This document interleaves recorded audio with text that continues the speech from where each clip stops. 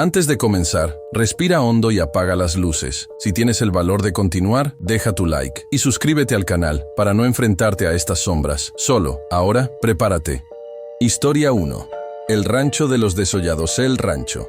El Retiro Viejo, en las afueras de Sombrerete, Zacatecas, era una extensión interminable de tierra seca, mezquites retorcidos y corrientes de viento que parecían arrastrar voces. Allí vivía Aurelio Vargas, un ranchero de 52 años, de manos duras y espalda vencida por décadas de trabajo. Vivía solo desde la muerte de su esposa, y desde entonces había encontrado en el silencio del campo una forma imperfecta de consuelo. Esa madrugada, Aurelio despertó con el sonido más extraño que había escuchado en su vida. No era un mugido, no era un coyote, no era el viento, era un respirar, largo, profundo, que parecía venir de toda la tierra alrededor del rancho. Se levantó, tomó el rifle, se puso el sombrero y salió. La luna estaba baja y amarillenta, lo suficiente para ver la silueta de los corrales. Algo se movía dentro. Cuando apuntó la lámpara, vio a su vaca más grande, la terca, inmóvil frente a él. Pero había algo profundamente incorrecto. Estaba de pie, viva, pero totalmente desollada. La carne brillante, rojiza, palpitante bajo el aire frío. Los músculos expuestos temblaban con cada exhalación. Pero lo más perturbador era su rostro. Los ojos sin párpados, fijos en él, como si trataran de reconocerlo. Aurelio retrocedió sin aire. La vaca abrió lentamente la boca y dijo, en un tono humano, quebrado: «Au, lío». El ranchero soltó la lámpara. El animal se desplomó, muerto, pero la tierra seguía respirando. Aurelio llamó a su viejo compadre, Claudio, un ranchero vecino que vivía a 5 kilómetros. «¿Qué le pasó?», preguntó Claudio mirando el cuerpo sin piel. «No sé», respondió Aurelio con la voz seca.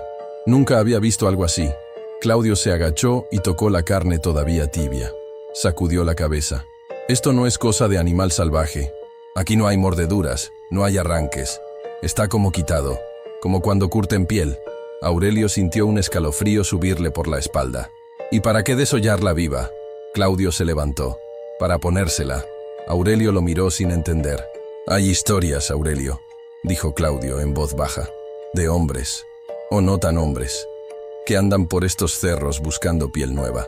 Dicen que se la cuelgan encima para caminar entre nosotros». Aurelio rió, nervioso. «¿Estamos hablando de brujos o qué?». Claudio no respondió directamente. «Si ves un hombre caminando, que camina raro o que no parpadea, mejor no lo saludes ni le des la espalda». Antes de irse, Claudio agregó: «Y si escuchas tu nombre en la noche, no contestes, nunca». Aurelio no durmió. Oía la respiración de la tierra y en algún punto creyó escuchar a alguien caminar detrás de su corral. Un paso arrastrado, otro y otro. La siguiente noche, Aurelio se quedó despierto, apuntando al corral desde la ventana. A las 2:49 a.m., vio algo que lo paralizó.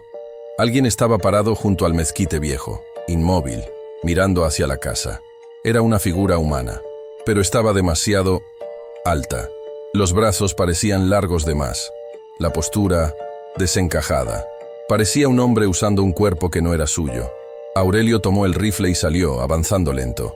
«¿Quién anda ahí?». La figura no se movió. «Estoy hablando», repitió Aurelio. «¿Qué quiere?».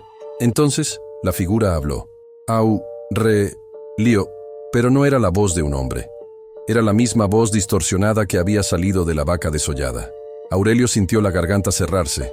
La figura dio un paso adelante. La luna reveló algo espantoso. La piel que llevaba puesta no era suya. Estaba mal acomodada, suelta en algunos lugares y tensada en otros, como si quien la usara no supiera exactamente cómo debía ir. El rostro era una máscara humana, demasiado pequeña para su cabeza. «Lío», repitió la criatura. «Tu piel, más fuerte». Aurelio disparó. La figura se dobló hacia atrás, como si los huesos fueran gelatina, y se arrastró hacia la oscuridad. Pero dejó algo tirado en la tierra, un pedazo de piel humana, con un tatuaje. Aurelio lo reconoció. Era el tatuaje del brazo de su difunto hermano. Aurelio recordó entonces algo que su abuelo le había dicho con voz temblorosa, muchos años atrás, cuando él era niño. En este rancho había un pozo que nunca se abrió, porque lo que entró ahí adentro nunca debía salir. A Aurelio no le gustaban las leyendas, pero esa noche algo lo empujó a buscar ese pozo. Detrás de unas viejas tablas, entre piedras apiladas, encontró un círculo de ladrillo cubierto por una losa gruesa. Tenía marcas, arañazos, como si alguien hubiera intentado salir o entrar. Aurelio pasó la mano sobre la superficie, sintió calor, y luego escuchó algo, un susurro, desde dentro. Lío. Retrocedió de golpe, casi cae. No, murmuró, con el corazón acelerado. No puede ser. Pero la voz continuó, suave, como si hablara desde debajo de la tierra. Tu hermano está frío. Necesita tu piel. Aurelio gritó. ¡Cállate! La tierra se estremeció, como si el pozo respirara, y desde el interior, un golpe seco hizo vibrar la losa. Aurelio corrió. Detrás de él, la losa se movió ligeramente, solo 1 centímetro, pero suficiente para dejar pasar un olor nauseabundo, carne fresca mezclada con hueso húmedo. Esa tarde, Aurelio buscó la ayuda de Padre Ramiro, un cura viejo que había atendido funerales de toda la región. Aurelio le contó todo. El cura palideció. Lo que dices suena a los desollados, una leyenda muy vieja, mucho más vieja que este rancho. Aurelio preguntó, desesperado, ¿qué quieren? El padre respondió, no tienen piel propia, no tienen forma, son seres de carne viva, buscadores eternos. Y cuando encuentran una piel que les queda, Aurelio murmuró, ¿la usan? El cura negó con la cabeza. No, la habitan, la vuelven una máscara, y la persona detrás deja de existir. Aurelio sintió un nudo en el estómago. ¿Mi hermano? El cura lo miró fijamente. Si escuchaste su voz, no es él. Es algo que aprendió su voz, y ahora quiere aprender la tuya. Esa noche, Aurelio cerró cada ventana y puso el sofá contra la puerta. Pero a las 3:17 escuchó algo imposible. El sonido de su difunta esposa preparando café en la cocina. Los mismos golpes suaves de la cucharilla. El mismo tarareo suave. Cuando Aurelio entró a la cocina, no había nadie. Pero la voz de su esposa, perfecta, dijo detrás de él, ¿te acuerdas de mí? Aurelio lloró. Se volteó y vio una silueta, con la piel de su esposa colgando mal puesta, sin ojos en los huecos, con la boca abierta de forma antinatural. La criatura caminó hacia él, imitando su forma de respirar, su manera de parpadear. Necesito la tuya, dijo ella con su voz perfecta. La que me queda es esta. Y se arrancó un pedazo de piel de la cara. Aurelio gritó con un terror ancestral. Aurelio huyó hacia el cerro. No tenía a dónde ir. La criatura no lo perseguía apresurada. Caminaba tranquila, como si supiera que él no tenía escapatoria. Aurelio llegó al antiguo potrero, donde su abuelo había prohibido ir cuando era niño. Ahí encontró algo espantoso, montones de pieles secándose, como si fueran cuero listo para curtir, pieles humanas, pieles animales, pieles viejas, nuevas, rotas, completas. Cada una tenía marcas antiguas, como si hubieran sido usadas por algo, que no sabía cómo acomodarlas bien. Aurelio escuchó pasos detrás de él, muchos pasos, decenas, la respiración de varias criaturas, y entonces vio salir del cerro a los desollados, seres sin piel, carne viva, rojiza, palpitante. Caminaban mal, torcidos, como si intentaran imitar humanos sin entender cómo funcionan las articulaciones. Todos se detuvieron frente a él. Uno habló, con la voz exacta de Aurelio. Te estábamos esperando. Los desollados lo rodearon lentamente. Uno de ellos, más grande, más completo, se acercó. La mitad de su cara era humana, la otra, músculo abierto. La piel colgaba como ropa mojada. Aurelio, dijo con la voz de su hermano muerto, tu piel nos queda mejor que la nuestra. Aurelio tembló. ¿Por qué yo? ¿Por qué no tienes a nadie? Respondió la criatura. Porque nadie te extrañará, porque tu piel sobrevivió muchas tormentas, y porque ya probamos otras. La criatura señaló las pieles colgadas, pero ninguna respira como la tuya. Aurelio levantó el rifle. «¡No me voy a dejar!», gritó. La criatura sonrió, con la mitad de su boca humana. «No tienes que dejarte». Los desollados avanzaron. Aurelio disparó. Uno cayó, pero otros dos lo sujetaron. Sus dedos eran fríos, musculosos, resbalosos. «¡Grita!», dijo uno con voz infantil. «Queremos aprender ese sonido». Aurelio cerró los ojos. Un rugido de furia salió de su garganta. Aurelio despertó al amanecer. Estaba tirado frente a su casa. El sol lo calentaba. El viento era suave. Se levantó, pero no sintió exactamente su cuerpo. Algo estaba distinto. Entró a su casa. Se miró en el espejo y supo la verdad. Su piel estaba perfectamente acomodada, demasiado perfecta, tensa, lisa, como si nunca hubiera envejecido. Pero sus ojos no eran suyos. Un susurro habló dentro de su cabeza. «Gracias por prestarnos tu piel». Aurelio abrió la boca para gritar, pero el grito que salió no era suyo. Era el grito de otra persona, tal vez de muchas. El espejo se empañó sin razón, y en él apareció una frase escrita con un dedo invisible. «Aurelio ya no vive aquí». La piel en su cuerpo se movió. Respiró sola. La carne detrás. Se acomodó. Los desollados lo habían tomado, y ahora ellos caminaban en su piel. Fin. Historia 2. La voz que cabalga en la madrugada. El rancho La Soledad, ubicado entre Parras y Saltillo, era un lugar demasiado silencioso para un hombre que había vivido toda su vida rodeado de ruido, voces y trabajo. Pero Rodolfo Rentería, ranchero viudo de 55 años, había aprendido a convivir con ese silencio después de la muerte de su esposa, Clara. Habitaba una casa de adobe con techos altos, rodeada de pastizales amarillentos. Tenía solo un compañero, Relámpago, un caballo alazán robusto y de temperamento noble, que había pertenecido a su esposa. Rodolfo lo cuidaba como si fuera lo último que le quedara de ella. Esa madrugada, a las 2:57 a.m., Rodolfo despertó sin saber por qué. El viento golpeaba las láminas. Los grillos de pronto guardaban silencio, y desde el establo escuchó algo imposible. Un susurro, largo, suave, como si alguien estuviera tratando de pronunciar su nombre. Fo. Rodolfo se sentó bruscamente. Agarró la lámpara y salió. Caminó entre los mezquites, sintiendo la tierra fría bajo sus botas. El establo estaba oscuro. «¿Quién anda ahí?», preguntó. Relámpago en su corral estaba inquieto. Golpeaba el suelo con las patas. Movía la cabeza hacia la sombra. Rodolfo se acercó, acarició su cuello. «Tranquilo, muchacho. ¿Qué viste?». Entonces lo escuchó de nuevo.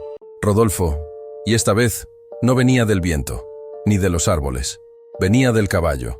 Rodolfo dio un paso atrás, con el corazón golpeándole el pecho. Relámpago no movía los labios, no abría la boca, pero la voz estaba ahí, dentro del establo, dentro de la cabeza de Rodolfo, dentro de él. «Rodolfo, abre». El ranchero retrocedió. «No», susurró temblando. Yo estoy soñando». El caballo levantó la cabeza. Sus ojos brillaron con un reflejo que no era de la luz. Y la voz dijo: «Déjame entrar». La lámpara de Rodolfo parpadeó, y con un impulso de puro instinto animal, corrió hacia la casa. Cerró la puerta y se quedó pegado a ella, respirando como si hubiera escapado de un depredador. Pero mientras trataba de calmarse, la voz, dentro de su cabeza, dijo: «Mañana vuelvo». Rodolfo pasó el día confundido, tratando de convencerse de que había sido un sueño, o un trastorno por falta de sueño, o el eco de su propia mente. Pero al caer la tarde, no pudo evitar observar a Relámpago desde la ventana. El caballo se comportaba normal. Trotaba, bebía agua, sacudía la melena, como siempre. «Fue mi imaginación», se repetía. «Estoy pasando demasiadas noches solo». Pero un miedo profundo le apretaba las entrañas como una correa. Cuando dio la medianoche, escuchó un golpe en la pared exterior de la casa. Rodolfo tomó su rifle. ¿Quién? Silencio. Golpes nuevamente, como cascos, arrastrándose. Luego, un susurro. «Rodolfo». Era la misma voz, pero esta vez venía desde el ventanal del comedor. Rodolfo apuntó hacia la ventana. La espalda se le congeló. Allí estaba Relámpago. mirando hacia adentro. Sus ojos reflejaban un brillo pálido, demasiado humano.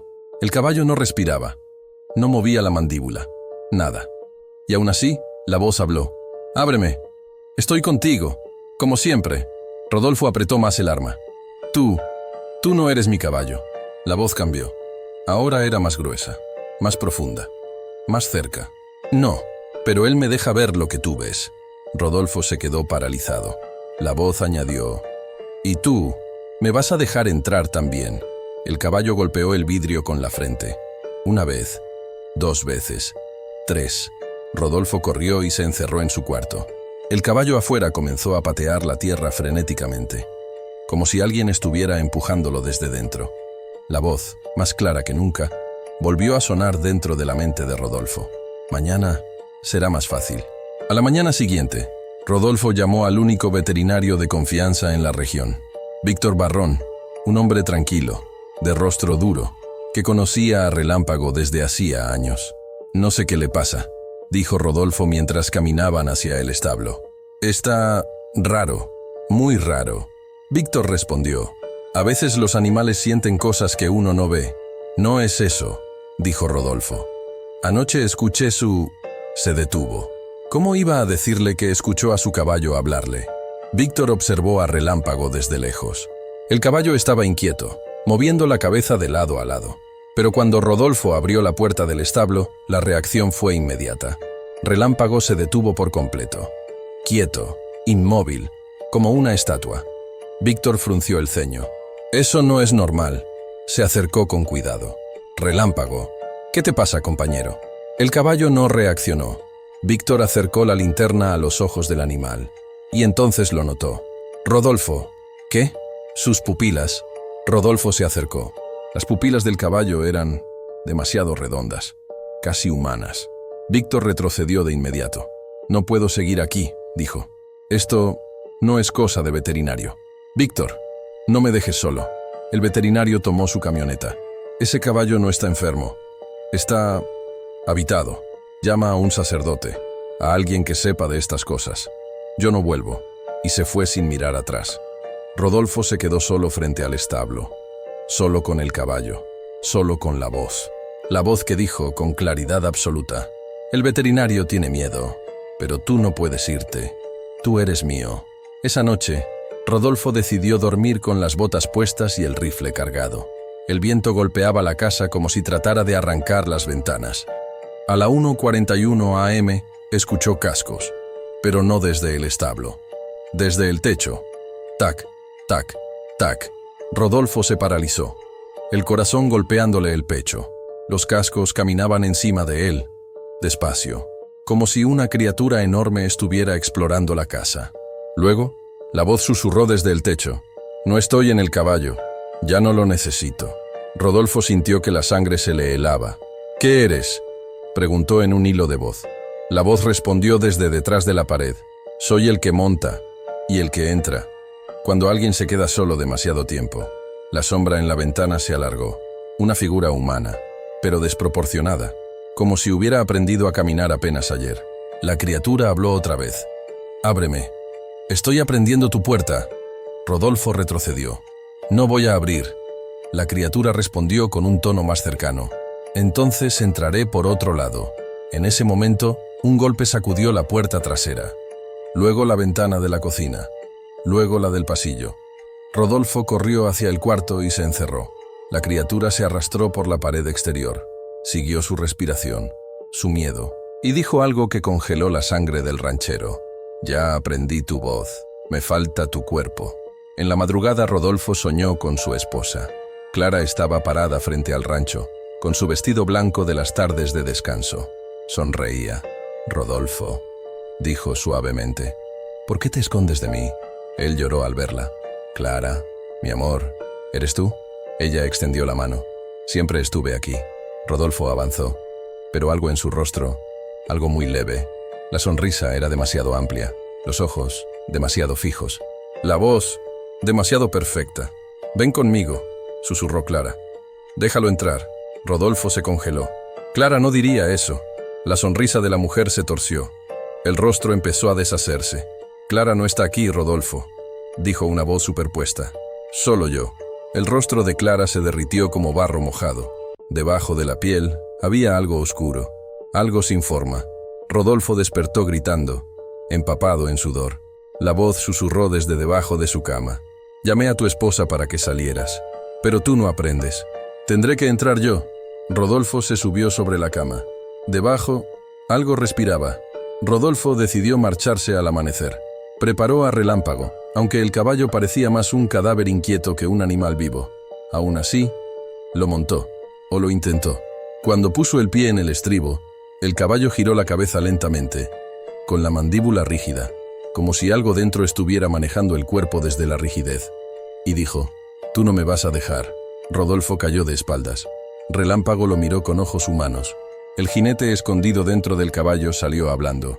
«¿Quieres saber quién soy?» Rodolfo, temblando, dijo, «No, no necesito saber nada. Soy el que monta cuerpos vacíos», dijo la voz. «El que encontró este caballo abierto y entró. ¿Cómo entraré en ti? ¿Por qué yo? Porque estás solo, porque estás cansado, porque estás roto, porque eres fácil de usar». Rodolfo apretó el rifle. «No te voy a permitir entrar». La voz respondió, «No tienes elección. Ya estás abierto». Rodolfo no entendió, pero entonces sintió un ardor en su nuca. Se tocó. Había un pequeño corte, una entrada, algo que alguien había comenzado. Esa noche fue la más larga. Rodolfo selló la casa con muebles, tablas y clavos. Puso la cama contra la puerta del cuarto. Se sentó en el piso con el rifle en las manos. A las 2:33 am, la voz empezó.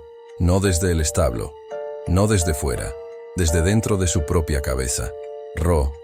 Dolfo, ya estoy aquí. El ranchero apretó las sienes con desesperación.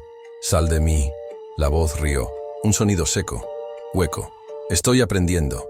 Tus recuerdos, tu voz, tu dolor, lo que más te lastima. Rodolfo cayó de rodillas. Déjame. La voz se volvió más fuerte. Quiero tu cuerpo. Quiero cabalgarlo. Quiero sentirme vivo otra vez. El pecho de Rodolfo empezó a doler. La respiración se le volvió corta. Las manos temblaban. La voz murmuró, «Abre los ojos».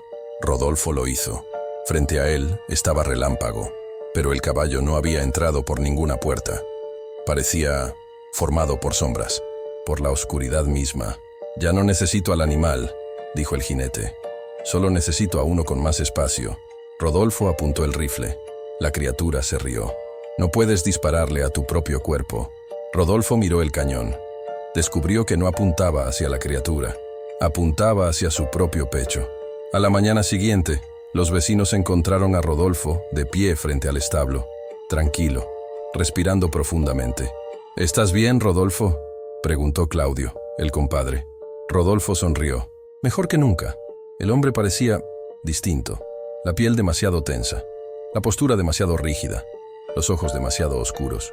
Claudio miró alrededor. «¿Y Relámpago?»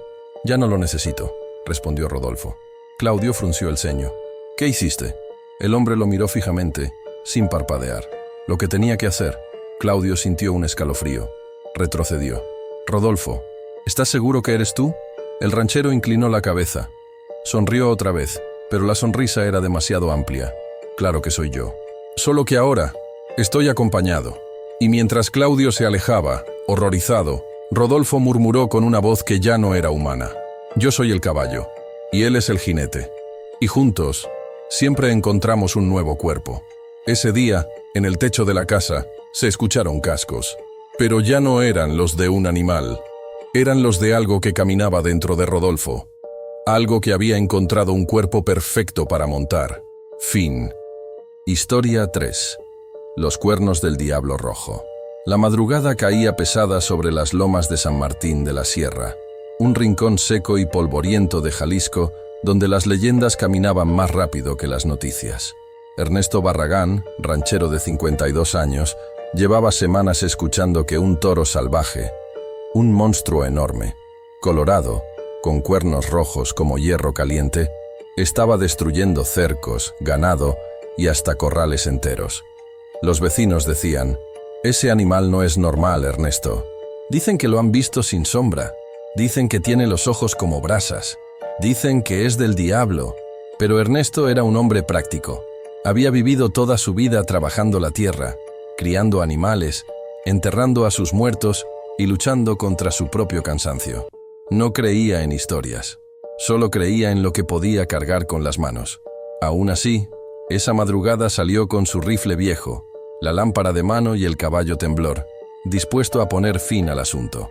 Pero cuando llegó a la loma más alta, lo vio.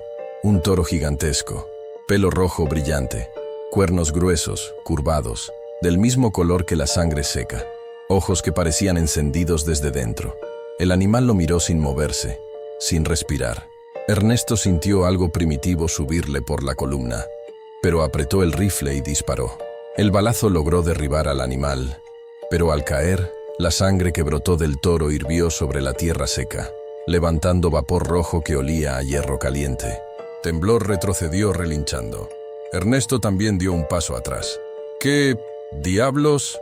La sangre del toro formó pequeñas burbujas que explotaban como si algo debajo se moviera. Pero Ernesto solo vio un animal muerto, un toro que ya no molestaría más. Lo que no vio fue cómo la tierra absorbía la sangre, como si tuviera sed. Esa noche, al llegar a su casa, cansado, Ernesto se asomó al cuarto donde dormían su esposa Teresa y su hijo menor, Julián. Todo estaba normal, tranquilo, hasta que se acostó y soñó. En el sueño, el toro rojo estaba dentro de su cuarto, no muerto, no herido, mirándolo desde la esquina, ventilando con fuerza, respirando como si acabara de nacer, y con una voz profunda que retumbaba más en sus huesos que en sus oídos. «No debiste tocarme». Ernesto despertó de golpe con el corazón desbocado. Pero lo peor no fue la pesadilla. Lo peor fue el olor a hierro caliente que quedó dentro del cuarto, como si algo hubiera estado ahí.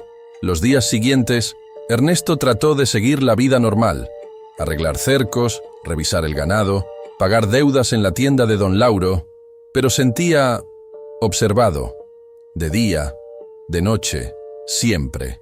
Cada vez que volteaba a la loma donde mató al toro, sentía un peso en el pecho. Una tarde, mientras su hijo Julián jugaba con un lazo detrás de la casa, Teresa gritó: «¡Ernesto, ven rápido!». Corrió pensando que era una serpiente o una caída, pero se congeló cuando vio al niño. Julián estaba de pie, temblando, con una marca larga en el costado. Un corte, limpio, profundo, exactamente igual al disparo que él había hecho en el costado del toro. «¿Qué pasó, hijo?», preguntó Ernesto con voz quebrada. Julián susurró: «Alguien me...», rasguñó. «¿Quién?». El niño señaló hacia el corral vacío. «El toro». Teresa soltó un grito ahogado. «¿Qué toro?». «Aquí no hay toros». El niño comenzó a llorar. «El rojo, el que estaba parado ahí, me dijo que tú lo mataste». Ernesto tragó saliva. Sentía las piernas flojas. «Julián», dijo, «eso no es posible». Pero el niño lo miró con ojos llenos de terror auténtico. «Papá, dijo que viene por nosotros». Esa noche Ernesto no durmió. Cada crujido de la madera lo hacía saltar. Cada sombra le parecía un cuerpo enorme respirando. Estaba empezando a entender algo. No había matado a un toro. Había liberado algo. El segundo ataque no tardó. Esta vez fue su hermano mayor, Braulio, que vivía a unos cuantos metros, en una casita vieja dentro de la misma tierra familiar. Braulio llegó golpeando la puerta de madrugada, con la camisa llena de sangre. «¡Ernesto! ¡Ábreme!». Ernesto corrió hacia él. «¿Qué pasó?». «Algo me corneó. Dijo tu nombre». El hombre tenía 2 heridas profundas en el vientre, paralelas, como si 2 cuernos invisibles lo hubieran atravesado. «El toro rojo», susurró Braulio. «Lo vi, parado, pero no tenía sombra.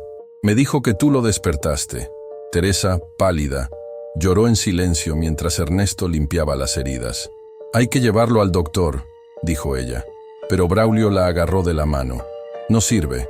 Dijo que no me iba a dejar vivir hasta mañana, y no mintió. Amaneció muerto.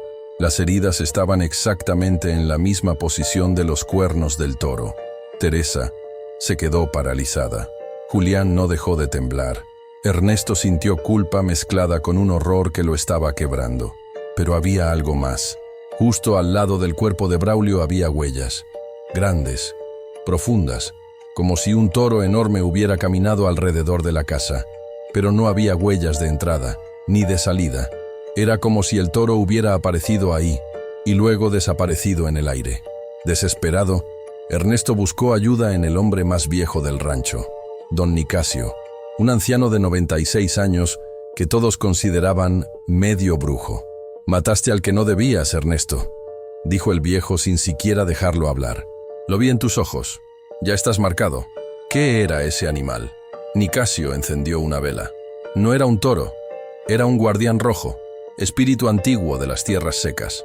Protege los cerros donde nadie debe entrar, donde la tierra es más vieja que los hombres. Yo lo cacé, porque dañaba a mi ganado. Tú lo provocaste, dijo el viejo. Lo despertaste. Ernesto sintió la piel erizarse. ¿Qué quiere? Nicasio lo miró con ojos cansados. Lo que le quitaste, la vida, la sangre. Y hasta que la recupere, se llevará a tu familia uno por uno. A Ernesto se le quebró la voz. ¿Cómo lo detengo? El viejo apagó la vela con los dedos. No puedes. El guardián rojo no perdona, solo reclama. Ese día, Ernesto se encerró con su familia. Clavó ventanas, aseguró puertas, cargó armas. Pero cuando cayó la noche, algo empezó a moverse alrededor de la casa. Primero, pasos. Luego, resoplidos. Luego, golpes contra las paredes. El niño lloraba abrazado a su mamá. Teresa temblaba rezando. Ernesto sostenía el rifle como si fuera lo único que lo mantenía cuerdo. De pronto, un sonido profundo, una respiración enorme, retumbó desde la puerta principal. Soplido, largo, como un toro furioso. La puerta se dobló ligeramente, no por un golpe, sino como si algo respirara contra ella. Entonces, una voz profunda habló desde afuera. «Ernesto, abre, te traje a tu hermano». Un golpe seco hizo que algo cayera frente a la puerta. Ernesto sabía qué era. No tuvo valor de abrir. La voz continuó. «Uno por uno, hasta que me devuelvas lo que es mío». El silencio siguiente fue peor que cualquier ruido. A la mañana siguiente, Ernesto encontró lo que el toro había dejado. Un pedazo de ropa de Braulio. Y algo más. Su propio nombre grabado en la madera, pero no con un cuchillo, sino con dos líneas paralelas, como cuernos ardientes que hubieran marcado la puerta. Ese día, Julián se desmayó. Teresa empezó a sangrar por la nariz, y Ernesto escuchó pasos detrás de él aun cuando estaba solo. La maldición avanzaba. Don Nicasio apareció por última vez. «Escúchame, Ernesto. Hay una manera, no de salvarte, pero sí de comprar tiempo». «¿Cómo?» «Tienes que devolverle un cuerpo, una ofrenda, una vida por la suya». Ernesto retrocedió horrorizado. «Jamás voy a matar a nadie». El anciano lo miró con tristeza. «Entonces prepárate para enterrarlos a todos». Esa noche, Ernesto fue al lugar donde mató al toro. El aire estaba pesado, la tierra húmeda. Un olor a hierro quemado se levantaba del suelo.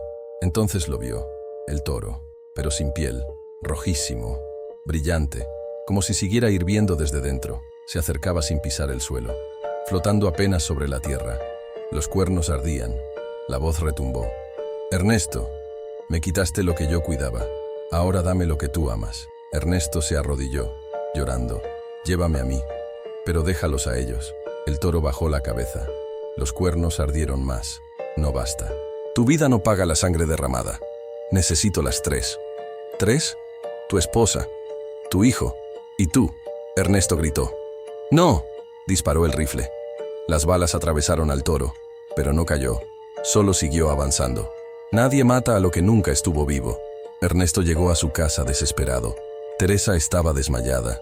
Julián no respiraba bien. El toro venía. Lo sentía. Las paredes vibraban. El techo temblaba. El suelo parecía latir. La voz del guardián resonó en toda la casa. «Dame lo que me debes». Ernesto tomó a su familia y los abrazó fuerte. «No voy a entregarlos. No voy a dejarte llevártelos». El toro atravesó la puerta sin romperla, como una sombra roja. Ernesto se interpuso. Los cuernos ardientes se acercaron a su pecho. Entonces, Ernesto tomó la decisión que jamás creyó capaz. Se arrojó frente al toro, ofreciendo su cuerpo. «Llévame a mí solo». El toro se detuvo, por primera vez, y la voz respondió: «Tu sacrificio equilibra, pero no perdona». Los cuernos atravesaron el cuerpo de Ernesto. La sangre se evaporó al instante.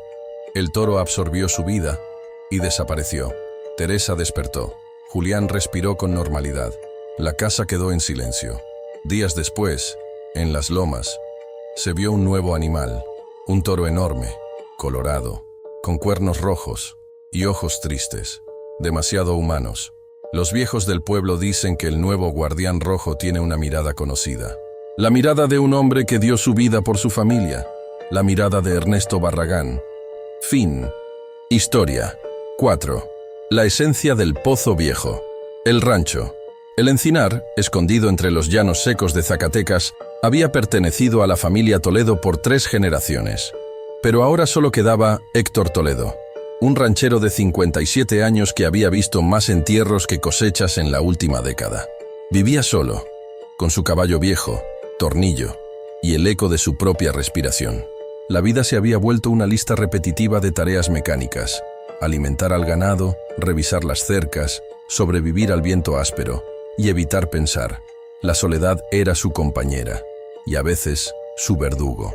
Aquella tarde, mientras cortaba ramas secas detrás del granero, escuchó un sonido hueco bajo sus botas, como si hubiera pisado una tapa metálica enterrada. Quitó la maleza. Debajo, encontró una tapa circular de cemento, cubierta por tierra, raíces y marcas de óxido. Un pozo, sellado. Pero el rancho nunca tuvo pozo en esa parte. Él conocía cada recoveco de la propiedad. «¿Y tú quién te crees que eres?», murmuró, intentando bromear consigo mismo para contener un escalofrío. La tapa tenía marcas profundas, como uñas que hubieran intentado salir desde dentro. Héctor sintió un temblor en la espalda. Debe ser obra de animales, eso se dijo. Pero esa noche, a las 2:46 am, despertó sudando, con la sensación de que alguien estaba en su cuarto. Abrió los ojos y escuchó una voz, débil, casi humana, viniendo de la dirección del granero. «¡Héctor, sácame!». El hombre se levantó con el corazón palpitando. La voz era suave, desesperada. «Héctor, no puedo respirar». Él salió con la lámpara temblando en su mano. El aire helado parecía empujarle el pecho. Al llegar al pozo, la voz volvió a sonar. «Ayúdame. Abre». Héctor tocó la tapa. Estaba tibia, como si algo vivo estuviera debajo. Sintió ganas de quitarla, pero algo dentro de él gritó que se alejara. Corrió de vuelta a la casa, y antes de cerrar la puerta, escuchó la voz una última vez. «Mañana, tendrás que abrirme». Héctor no durmió esa noche. Cuando finalmente el amanecer llegó, intentó convencerse de que todo había sido un sueño. La mente juega trucos cuando uno vive demasiado tiempo solo. Pero al lavar su cara en el lavabo, vio algo que lo dejó inmóvil. Tierra, en su boca, como si hubiera mordido tierra mientras dormía. La escupió al suelo. Sus manos temblaban. «Estoy perdiendo la cabeza». Decidió ignorarlo y seguir con su rutina. Pero al caer la noche, algo cambió. Soñó que estaba parado frente al pozo abierto, sin tapa. Un hueco enorme, profundo, donde no había agua, solo oscuridad viva, pulsante, como un ojo gigante. En el sueño, la voz lo llamó. «Héctor, ya casi puedes verme». Él intentó alejarse, pero sus pies estaban hundidos en la tierra húmeda. Una mano salió del pozo, pálida, larga, con dedos que parecían raíces. Lo tomó por el tobillo. «Ya me estás dejando entrar». Héctor despertó gritando, con la mano apretada contra su garganta. Sentía como si algo estuviera trepando por dentro de su piel. Apenas amaneció, fue al granero. La tapa del pozo estaba ligeramente movida, como si alguien la hubiera empujado desde dentro. La rutina se volvió insoportable. Cada día que pasaba, Héctor escuchaba la voz más clara, más cerca. «Estoy aquí, justo debajo de ti». A veces la escuchaba desde el pozo, a veces desde dentro de la casa, a veces desde dentro de su cabeza. El deterioro mental comenzó de forma sutil. Primero, manos temblorosas. Luego, respiraciones entrecortadas. Finalmente, algo peor, su reflejo. Una mañana, al mirarse en el espejo del baño, vio que su reflejo tenía tierra en la boca. No mucha, solo un rastro. Héctor se tocó los labios. Nada. Volvió a mirar el espejo. Más tierra, esta vez cayendo de entre sus dientes. Retrocedió aterrado. «No, esto no puede». El reflejo sonrió. Apenas un gesto, pero muy distinto a su expresión. Héctor golpeó el espejo con el antebrazo. El vidrio vibró, pero no se rompió. El reflejo dejó de sonreír. Solo lo miró, fijo, con ojos que parecían más profundos que los suyos. Esa tarde decidió llamar a su hijo mayor, Saúl, que vivía en Guadalajara. No contestó. Lo intentó de nuevo. Nada. La voz desde el pozo habló esa noche con un tono casi burlón. No necesitas llamar a nadie. Ya estoy contigo. Desesperado, Héctor visitó a doña Eladia, una curandera anciana que conocía todas las leyendas del lugar. Le contó sobre el pozo, la voz, los sueños, la tierra en su reflejo. Ella escuchó sin parpadear. Al final dijo, ese pozo nunca debió abrirse. Por eso lo sellaron hace generaciones. Héctor tragó saliva. ¿Qué hay dentro? Ella suspiró. No es un demonio. Es peor. Es la esencia de alguien que fue enterrado vivo. Alguien que nunca murió por completo. Un espíritu que busca un cuerpo para regresar. Héctor sintió frío en la espalda. ¿Por eso me habla? La anciana asintió. La esencia se mete por la mente, por los sueños, por los poros. Busca un cuerpo cansado. Solo necesita entrar, Héctor. El hombre se agarró la cabeza. ¿Cómo lo detengo? Doña Eladia negó lentamente. No se detiene, solo cambia de dueño. ¿Qué? Cuando te posea por completo, buscará a tu hijo, luego a tus nietos. La esencia de ese pozo siempre quiere familia. Héctor salió temblando, con náuseas, sintiendo que algo se movía bajo su piel. Esa noche fue la peor. Héctor ya no sabía si dormía o despertaba, si respiraba solo o con alguien más, si seguía siendo él. Caminó por la casa con la lámpara en mano. La voz estaba en todas partes. Héctor, abre, déjame salir, déjame entrar contigo. Cada vez que pasaba junto a un espejo, evitaba mirarse, pero uno de ellos lo obligó. Al cruzar frente al espejo del pasillo, su reflejo no lo imitó. Héctor se detuvo. El reflejo seguía caminando. Hacia él, desde dentro del espejo. Héctor gritó y retrocedió. El reflejo chocó contra el vidrio y dejó una marca de tierra. La voz retumbó. Ya casi estoy contigo. Y ese momento Héctor sintió algo recorriendo su columna, como una mano fría subiendo hacia la nuca. Cayó de rodillas. Vomitó tierra, literalmente, tierra húmeda, tierra negra. El pozo se estaba metiendo dentro de él. A la mañana siguiente, Héctor tomó una decisión que jamás habría imaginado: volver al pozo y abrirlo, no para liberar lo que había dentro, sino para enfrentarlo. Al llegar, la tapa estaba a un lado. Alguien la había movido durante la noche, o algo. El pozo estaba abierto, oscuro, frío, y respiraba, literalmente. Entraba y salía aire, como un tórax enorme bajo la tierra. Héctor sintió una fuerza empujarlo hacia el borde. La voz ahora era un rugido. Ya estás listo. El fondo del pozo se iluminó. No con luz, con algo que parecía un ojo abierto. Un hueco redondo, móvil, fijado en él. La esencia habló. Tu cuerpo está cansado. Tu alma también. Ven conmigo. Déjame usar lo que ya no necesitas. Héctor retrocedió. La tierra se abrió bajo sus pies. Estuvo a punto de caer, pero escuchó algo detrás. «Papá, papá». Era Saúl. Había llegado sin avisar. Héctor gritó. «No te acerques». La esencia respondió. «Ah, tu hijo». El pozo se iluminó de nuevo, más fuerte. Él sí es un recipiente perfecto. Héctor sintió un golpe de adrenalina. No iba a permitirlo. Jamás. La tierra alrededor del pozo temblaba como si respirara. Saúl corrió hacia su padre, pero Héctor lo detuvo. «No te muevas, hijo. No te acerques al pozo». Saúl vio el estado de su padre. Ojeras profundas, piel grisácea, manos llenas de tierra seca. «Papá, ¿qué te pasó?». Héctor solo pudo decir: «No importa. Lo único que importa es que esa cosa no te toque». La voz del pozo retumbó, llena de odio. «Es mío. Déjenme entrar». Una mano gigantesca de tierra salió disparada del pozo, tratando de agarrar a Saúl. Héctor se lanzó sobre él, empujándolo fuera del alcance. El brazo de tierra lo atrapó a él, lo jaló con fuerza hacia el borde. Saúl gritó: «¡Papá!». La esencia habló: «Ven conmigo, te daré descanso, y tomaré a tu hijo después». Héctor reunió toda la fuerza que le quedaba. Gritó: «¡No! ¡Tocarás! ¡A mi familia!». Se dejó arrastrar hacia el pozo. Saúl trató de sostenerlo, pero Héctor lo empujó. «¡Corre! ¡Vive!». Saúl lloraba. «Papá, no. Es mi turno», dijo Héctor con una sonrisa triste. «Un padre siempre paga lo que debe». Y se soltó. Cayó al pozo. Pero antes de que el cuerpo llegara al fondo, la esencia gritó: «¡No!». El pozo se cerró de golpe. Se selló, como si nunca hubiera existido. El granero quedó en silencio. La tierra dejó de respirar. Saúl cayó de rodillas, llorando. Su padre se había sacrificado, pero la esencia no lo había poseído. La lucha había costado su vida, pero había salvado la del hijo. Pasaron semanas.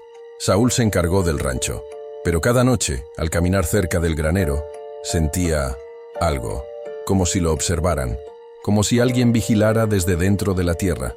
Una tarde encontró un detalle aterrador: las huellas de su padre marcadas en la tierra, pero no caminaban hacia afuera del granero, sino alrededor del pozo sellado, como si Héctor siguiera ahí, caminando sin descanso, cuidando la entrada, atrapando a la esencia en lugar de ser atrapado.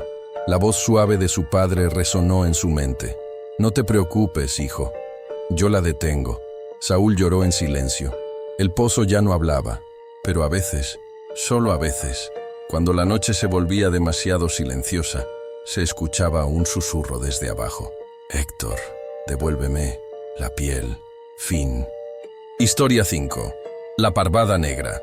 El rancho Los Cuchillos, ubicado en los llanos secos entre Canatlán y Nuevo Ideal, siempre había tenido fama de tierra dura, pero para Tomás Carrillo, un ranchero de 46 años, ese pedazo de tierra era el único recuerdo vivo de su esposa fallecida, Luisa. Vivía ahí con su hijo, Daniel, de 12 años. Era un muchacho callado, delgado, marcado por la ausencia de su madre y el silencio emocional de su padre. Se necesitaban, pero no sabían cómo expresarlo. El primer día que apareció la parvada, Tomás estaba arreglando la cerca norte cuando escuchó un sonido extraño. No era viento, ni motores, ni animales. Era un susurro colectivo, como si miles de voces susurraran al mismo tiempo. Cuando miró al cielo, lo vio. Miles de cuervos, formando una nube negra que tapaba el sol. «¡Carajo!», exclamó Tomás, nunca imaginando que ese sería el sonido más inofensivo en días por venir.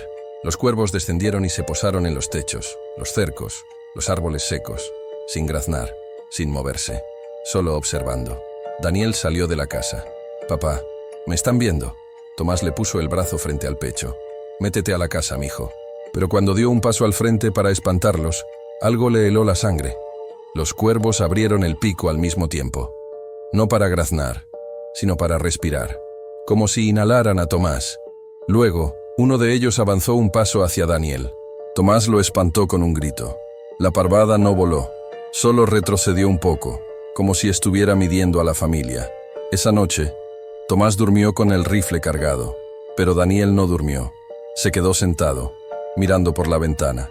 Y cuando Tomás se quedó dormido, el niño escuchó algo escondido entre los graznidos. «Daniel, ven». Una voz, humana, triste. Daniel no lo contó, pero en la mañana, Tomás lo encontró dormido junto a la ventana, con tierra negra bajo las uñas. Al día siguiente, la parvada volvió, antes del atardecer. Esta vez, más numerosa, más espesa. El cielo se oscureció como si una tormenta estuviera formándose, pero sin nubes. Tomás salió con el rifle y gritó: «¡Fuera de aquí, desgraciados!». Pero los cuervos no se movieron, solo lo observaron. Fue entonces que se dio cuenta de que Daniel no estaba en la casa. «¡Daniel!», gritó. Nada. Luego escuchó los graznidos, todos dirigidos hacia un mismo punto. Detrás del granero, Tomás corrió. Al doblar la esquina vio algo que le arrancó un alarido. Daniel estaba tirado en el suelo, cubierto por cientos de cuervos. No lo atacaban, lo cubrían, como si lo protegieran de algo, o como si lo reclamaran. Los cuervos se movían apenas, respirando sobre el niño, como si compartieran calor. Tomás disparó al aire. La balacera solo hizo que la parvada levantara el vuelo lentamente, como si les diera fastidio, no miedo. Daniel abrió los ojos. Tenía un brillo extraño. «Papá, no les dispares», susurró. «Me estaban diciendo cosas».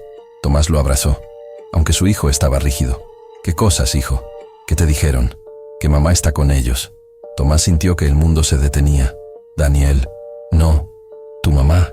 Pero el niño continuó con voz ajena. «Dicen que puedo verla. Si los escucho». Tomás lo cargó y lo metió a la casa. Los cuervos en silencio lo siguieron con la mirada. Esa noche, Daniel durmió profundamente, pero Tomás lo escuchó murmurar mientras soñaba: «Mamá, ya casi te alcanzo». El tercer día, la parvada cambió. Ya no solo observaban, traían cosas. Tomás encontró algo en la entrada del rancho. Un dedo humano, seco, con la uña quebrada, amarrado con una ramita. En la tarde, otro regalo, un diente, perfecto, de adulto. En la noche, un pedazo de cuero cabelludo, con mechones de pelo aún amarrados entre sí. Tomás fue al pueblo, desesperado. Allá escuchó las noticias. Desapareció don Horacio. No encuentran a los López. Encontraron sangre cerca del arroyo. Dicen que hay cuervos en las casas. Miles. Tomás sintió el estómago caer. Los cuervos estaban haciendo algo. Algo grande. Algo organizado. Pero lo peor no eran los restos. Era lo que Daniel decía al verlos. «No son para ti, papá. Son para mí». Y sonreía. Una sonrisa pequeña, pero no suya. Una sonrisa que Tomás no había visto desde el funeral de Luisa. Esa noche, después de los regalos sangrientos, Daniel se levantó de la cama a las 3 a.m. Tomás lo siguió sigilosamente. El niño fue hacia la jaula de las gallinas. Los cuervos se agrupaban alrededor, como un ejército en formación. Daniel estiró la mano. Un cuervo se acercó y le tocó la palma con el pico. El niño susurró: «¿Así? ¿Ya casi soy como ustedes?» Tomás sintió un escalofrío que le dio náuseas. «Daniel, aléjate de esas porquerías». Los cuervos abrieron el pico al mismo tiempo. No graznaron, respiraron. Una especie de susurro colectivo, casi humano. Daniel se volteó lentamente. «Papá, ellos me entienden. Tú no». El niño tenía plumas pequeñas pegadas al cuello, como si hubieran brotado. Tomás lo tomó por los hombros. «Hijo, hijo, por Dios, ¿qué te están haciendo?» «Me están enseñando», susurró Daniel. «La voz de mamá viene con ellos». Tomás sintió que el corazón se le partía. No solo estaba perdiendo a su hijo, lo estaban convirtiendo.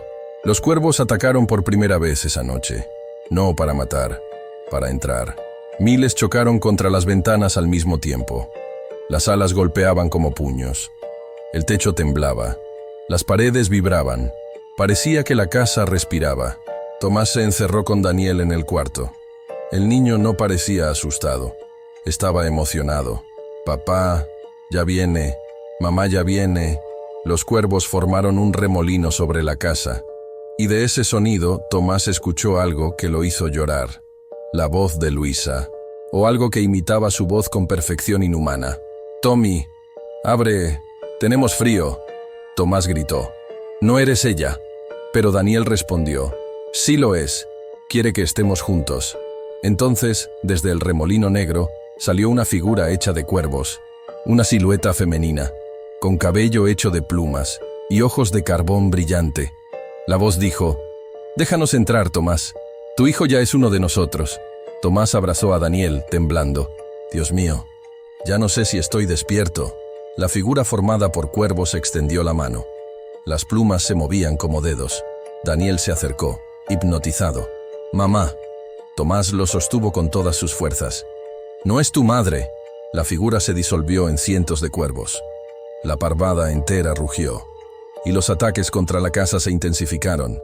Tomás sabía que no podía resistir otra noche así. Sabía que los cuervos no descansarían. Sabía que Daniel estaba cada vez menos en su propio cuerpo. Y sabía que la parvada no quería alimento. Quería mantenerse a través de Daniel, convertirlo, transformarlo en algo más. Al amanecer, llevó a su hijo al bosque. Daniel caminaba sin parpadear. «¿A dónde vamos?», preguntó el niño. «Ellos vienen. Los escucho. Dicen que vas a hacer algo que no te van a perdonar». Tomás lloró en silencio. «Perdóname, hijo». «¿Por qué lloras, papá?», dijo Daniel sonriendo. «No tengas miedo. Ya no te vas a quedar solo. Yo voy a estar en todas partes, como ellos». Antes de que Tomás pudiera reaccionar, Cientos de cuervos cayeron del cielo formando un círculo alrededor. No atacaban, solo esperaban.